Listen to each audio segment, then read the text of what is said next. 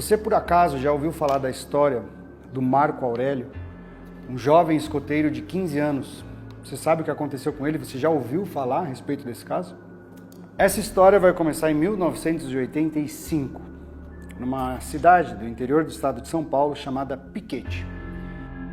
E o caso começa quando Marco Aurélio decide participar de um grupo de escoteiros, o Grupo Escoteiro Olivetano, e de uma expedição ao famoso Pico dos Marins, um dos pontos mais altos do estado de São Paulo. É importante dizer e ressaltar aqui que o Marco Aurélio era um jovem extremamente amoroso e que não demonstrava ter conflitos com ninguém. Então ele era um jovem de bom convívio com todos. A nossa expedição começa no dia 8 de junho, quando o grupo se reúne e decide fazer a escalada.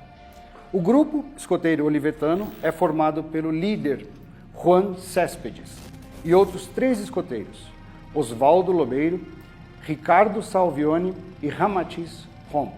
No começo, eles decidem fazer um acampamento, uma base de apoio, na propriedade de um morador local chamado Afonso Xavier. E a expedição se inicia. Até que em certo ponto, um dos escoteiros sofre uma lesão no joelho, o Osvaldo, e isso impossibilita que o grupo continue a sua escalada. Uma coisa importante a ser dita: o Pico dos Marins é um dos pontos mais altos do estado de São Paulo e ele tem vários momentos de subidas íngremes, ele tem certo risco, mas também é considerado uma escalagem de nível médio, o que não requer muitos instrumentos sofisticados para fazer essa escalagem. Então, provavelmente o grupo também não teria levado esse tipo de equipamento para fazer essa aventura. Bom, o grupo paralisa ali por causa do acidente do Osvaldo, nessa lesão no joelho, e é aí que acontece a falha trágica, é aí que acontece e que o líder do grupo, Juan, toma uma decisão que vai acabar mudando a vida de todos. Juan decide que Marco Aurélio vai descer na frente do grupo, separado e sozinho, marcando o caminho. O Marco Aurélio era o monitor do grupo e por isso é que ele foi o escolhido para fazer esse trajeto.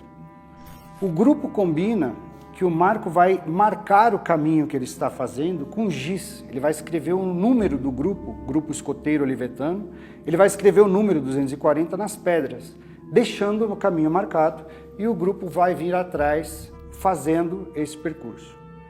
Agora aqui começam as perguntas. Será que essa foi verdadeiramente a melhor decisão a ser tomada? Fazer essa separação, enviar um jovem escoteiro de 15 anos na frente, sozinho? Qual foi o motivo que o Juan teve para tomar essa decisão? Para fazer essa separação e enviar o jovem na frente? Mesmo ele sendo considerado um bom escoteiro, ter técnicas de sobrevivência na selva ou ser o monitor do grupo? Essa é uma das grandes perguntas. O Marco tinha um apito para que ele conseguisse também fazer algum tipo de comunicação com o grupo. Mas, depois de 15 minutos, não se encontram mais nenhum vestígio a respeito do Marco. O grupo encontra 3 pedras, na verdade, que foram marcadas com o número 240, indicando que ele teria passado por ali. Mas, aqui acontece já uma coisa que eles consideram estranha, é que o caminho escolhido pelo Marco era bastante íngreme, o que dificultaria a descida para o Osvaldo, que estava lesionado. Então eles não entendem direito por que esse caminho teria sido escolhido pelo Marco.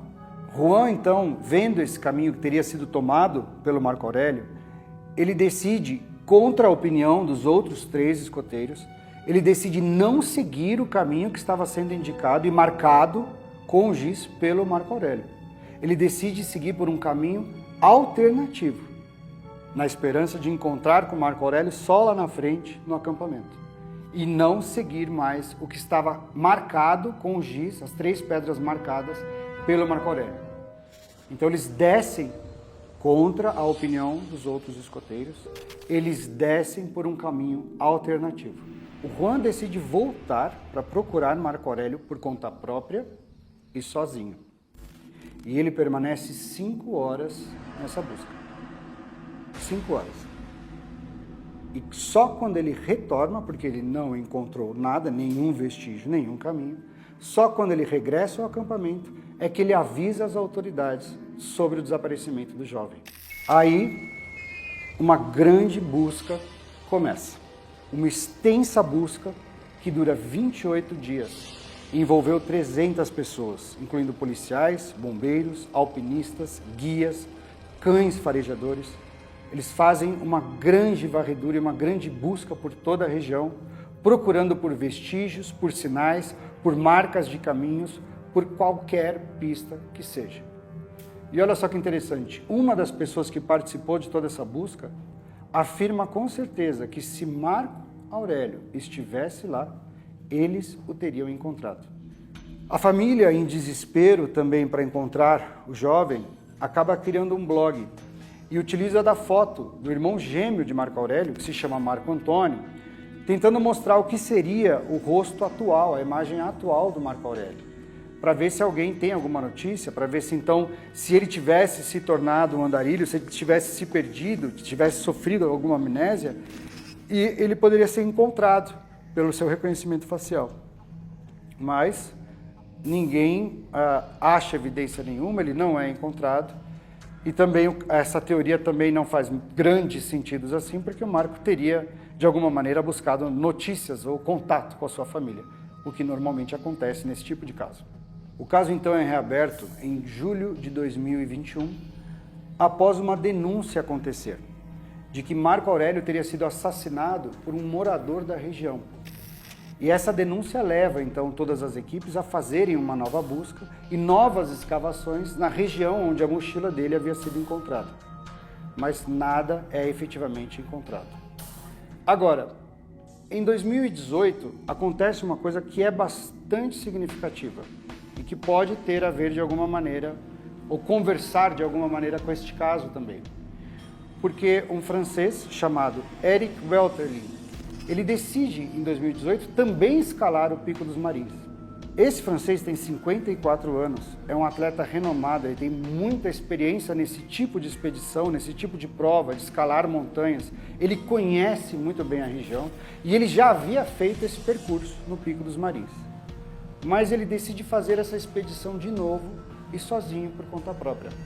Após algumas horas de desaparecimento, a esposa dele comunica também todas as autoridades de que algo poderia ter acontecido com o Eric, porque ele estava desaparecido e não tinha retornado da expedição. Então, no caso do Eric, uma nova força-tarefa é levantada. Ela mobiliza mais de 500 homens, ela conta com drones, com cães farejadores, e eles fazem uma varredura numa área de 150 km², mas não encontram nenhum vestígio com relação ao Eric, que fica desaparecido por 15 dias. As buscas se encerram também, não há nenhuma prova, nenhuma evidência com relação ao Eric, e o caso caminha também para não ter sido solucionado da mesma forma como o caso de Marco Aurélio. 2 dias após o encerramento de todas as buscas de Eric, um fazendeiro da região, percorrendo a sua própria propriedade, encontra o corpo já de Eric sem vida, perto do riacho e de um desfiladeiro que havia na sua propriedade, perto de um penhasco que havia por ali. Então ele é localizado já sem vida. E a polícia considera de que o francês, Eric, de 54 anos, por não ter equipamento, por não ter alimentação, por não ter como se abrigar do frio, possa ter morrido de desnutrição e hipotermia. Agora, esse incidente também com o Eric nos leva a essa reflexão. Será que isso também não teria acontecido com o nosso jovem Marco Aurélio de 15 anos? Se isso acontece, se esse incidente acontece com um cara experiente de 54 anos, o que não aconteceria com um jovem de 15, escoteiro novo, moço? Essa reflexão fica e ela permanece também nessa tentativa de encontrar o que poderia ter acontecido com o Marco Aurélio, sendo que a gente não tem nenhuma prova, nenhuma evidência e nenhum vestígio do que...